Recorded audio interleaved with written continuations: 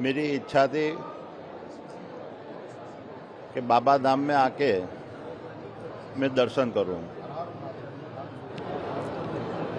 और आज बाबा वैद्यनाथ के चरणों में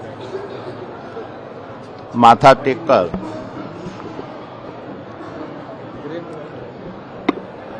एक मन की शांति प्राप्त करने हेतु मैं यहाँ आया हूँ।